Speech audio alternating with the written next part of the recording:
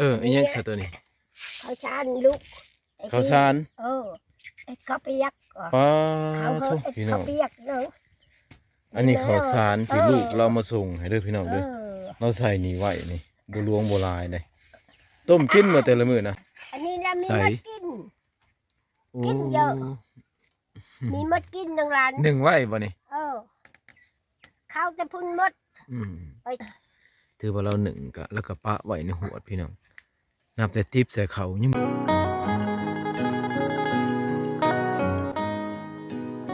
สบายดีพี่น้องมื้อนี้บ่าวสมบูรณ์กะเดินทางเข้ามาหาแม่เฒ่าบ้าน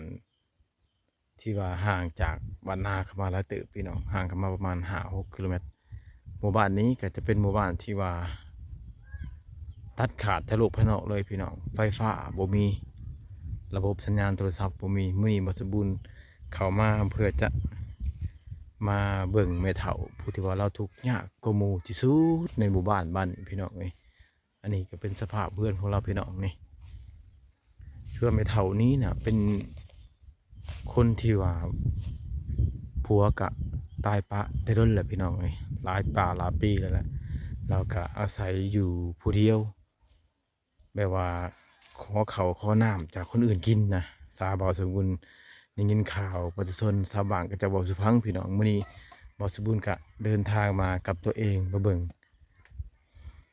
ว่าเพิ่นอะไรมันชวนสบายดีไหมเฒ่าอยู่ผู้เดียวบ่แม่ฮะเฮ็ดหยังนี่แต่ละมื้อนี่มีแต่นอนบ่นอนไข้นี่เจ็บเนี่ยเจ็บท้องไข้ห่อนหลายมื้อแล้วบ่หมด2 ปีนี่เนี่ย2 ปีแหละให้เพิ่นก็เบิ่งแยงเท่าล่ะบ่มีไผอยู่นำเลยบ่ให้เพิ่นปะอยู่ลูกเด้อซะพุ่นได้ลูกเคยพุ่นลูกเคยกินแต่ลูกเคยก็มีแต่ละมื้อเลยเขามาส่งบ่มาชงเลยของกินของอยากเลยได้หยังกินขันได้ป้ามาป้าได้เกลือมานั้นเจอเบิ่งลูกสิขึ้นเบิ่งถึงเฮือนนี่ได้บ่ลูกว่าเขาเบิ่งในเฮือนเบิ่งพี่น้องสิพาเขาเบิ่งในเฮือนนะค่อยให้กูมือล่ะเบิ่งแม่เฮาเขาเบิ่งเฮือนจักกันเบิ่งเฮือนนี่ล่ะเบิ่งโอ้ยพี่น้องเอ้ยเขามาเฮือนแฮงนั่นความกว้างของเฮือนนี่เบิ่งพี่น้องประมาณนั้นความกว้างของเฮือนนี่ประมาณความกว้าง2 เมตรความยาวนี่ก็ประมาณ3 เมตรพี่น้องนอนอยู่นี่มันบ่แม่เฒ่าเบิ่งเขาเบิ่งนี่วันนี้บ่นอนเราเด้อพี่น้องเด้อนี่บ่นอนว่าเท่านี้ก็บ่ดังไผยามนี้อากาศร้อนแบบนี้กันเราก็ถือว่าทนอยู่กับสภาพแบบนี้แหละค่อยตายมันไม่ตายอยากตายถ้าไม่เฒ่าอยู่นำลูกหลานไปดนข้าวใช้เขากินเขายังอยู่ใช้เขากินพึ่งตลาดลูกค่อยก็จะมาส่งให้เขาเฉลยค่อยเนี่ยเข้ามาได้เฉลยอันน่ะเห็นยังต้มน้ำกินบ่เห็นยังไหลต้มน้ำกินเพลค่อยฝุ่นแบโพจิแบนี่เขาเนี่ยยังเห็นหงบ่ตานี่ไม่ได้เห็นหงบ่เห็นเลยจังยาวได้เบิ่งสภาพการเป็นอยู่ก็ลำบากแฮงพี่น้องเอ้ยเปิดลำบากที่ว่ามื้อนี้บ่สมบูรณ์เดินทางมากับบ่ได้ถือหยังมาพี่น้องนี่จะแบบเพิ่นมาสืบเบิ่งความเป็นจริงว่าเราอยู่จังใดพี่น้องได้เงินคันอันนั้นมันเป็นของใส่น้ำบ่แม่เฒ่าใส่น้ำกินบ่เนี่ยน้ำกินอันนี้นี่อันนี้ก็อันนี้อันยังใส่ตัวนี้ข้าวสารลูกข้าวสารข้าวเปียกพี่น้องเปียกเนาะอันนี้ข้าวสารที่ลูกเรามาส่งให้เด้อพี่น้องเด้อเราใส่นี่ไว้นี่บ่ลวงบ่ลายได้ต้มกินมาแต่ละมื้อนะบ่คันได้ปลาจังไว้ก็เอานี่ต้มใส่ข้าวเลยคันได้ปลากินฮะลำบากแห้งนะพี่น้องเมื่อก่อนเห็น2 เฒ่านะว่าลำบากแต่มื้อนี้แห้งลำบากกว่า2 เฒ่านะอีกพี่น้องเขาจะกินไม่ได้เขาจอยจิ ลูกก็นั่นอยู่แล้วคน เออ ตาย อุดเอาไม่เท่าอุดเอา คน มื้อหน้าก่อนลูกเข้ามาลูกกี่ซื้อ หลาน ซื้อหมี่แล้วมาให้เด้อ เออ เคยกินตีหมี่ เออ บ่แม่ กินน่ะก็ได้มี ประมาณบ่เฮาสิเอามาให้ เออ มื้อแต่มื้อนี้เฮาบ่ได้เกียมหยังมามื้อหน้าเฮาสิเอาหมี่มาให้ อยู่ ครั บ้า บ นนี้ หมี่กับปลากระป๋องเด้อแม่เฒ่าเด้อ นี่เขาบอกว่าจะอยู่เชลอ เฮานี่ เออ เฮาก็อยู่แถวใกล้ๆนี่แหละบ้านอยู่นอกนี่ทิศใกล้บ้านนาไปนิดนึง อยู่บ้านนี่อะ แม่นอาศัยอยู่นี่แหละแม่เฒ่าเอ้ยเบิ่งเลยพี่น้อง กิน ความ ก่อน ลำบาก อยู่ ข ส อง วร เรา รค์จับ แม่นแม่นแม่น น้องเขาอยู่สวรรค์ละเด้อให้กูมือ อืม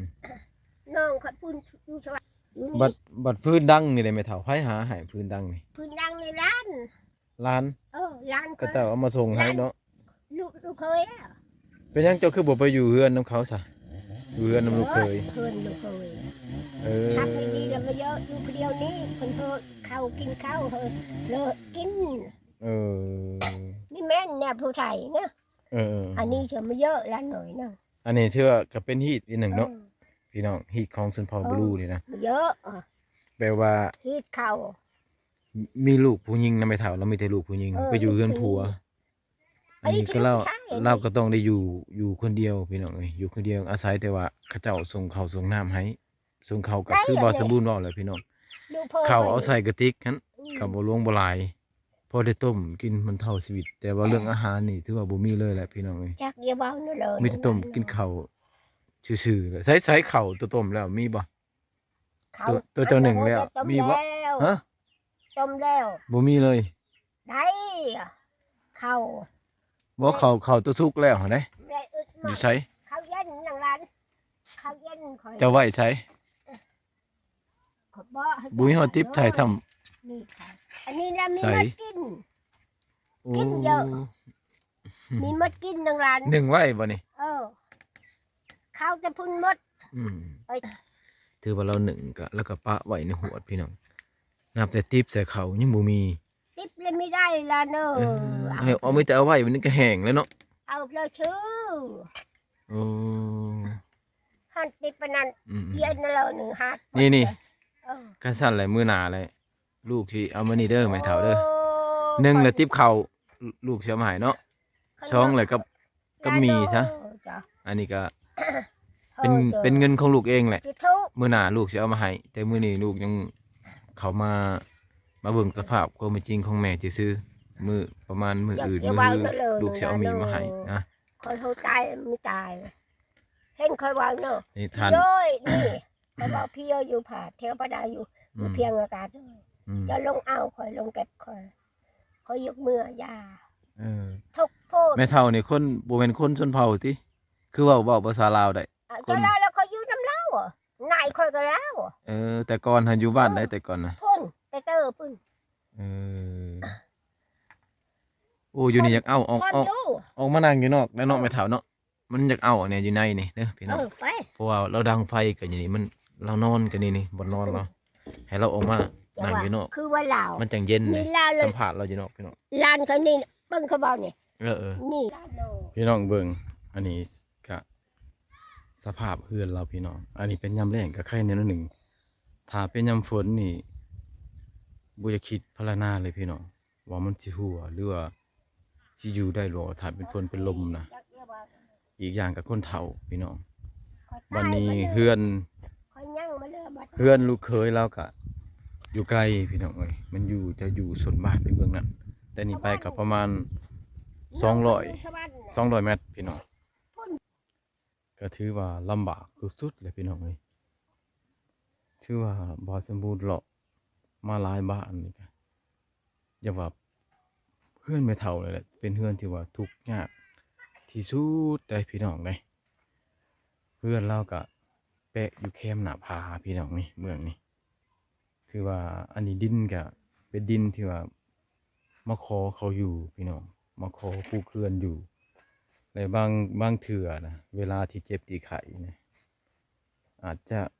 บ่มีไผฮู้ก็มีพี่น้องผู้คนเฒ่าอยู่แบบเดียวได้นะสาเหตุที่เราอยู่แบบนี้นะถ้าว่าเราสิไปอยู่น้ำลูกเรานะที่ว่าไปอยู่เฮือนผัวนะ มันก็ผิดฮีตผิดคองพี่น้องเอ้ยผิดฮีตผิดคองของชนเผ่าบลูเนาะถ้าว่าเจ้าเรามีลูกชายก็จะคงจะดีพี่น้องเพราะว่าถ้ามีลูกชายนะลูกชายจะเอาเมียนะมาเลี้ยงเราแต่ว่าเรามีลูกผู้หญิงก็ถือว่าลูกของเราจะไปอยู่เรือนผัวเราจะได้อยู่ผู้เดียวแบบนี้พี่น้องถ้าว่าลูกผู้หญิงเราคิดอีต้นสงสารหรือว่าคิดจะเลี้ยงดูพ่อแม่ก็เฮ็ดได้เพียงแต่ว่าเอาเขาวมาส่ง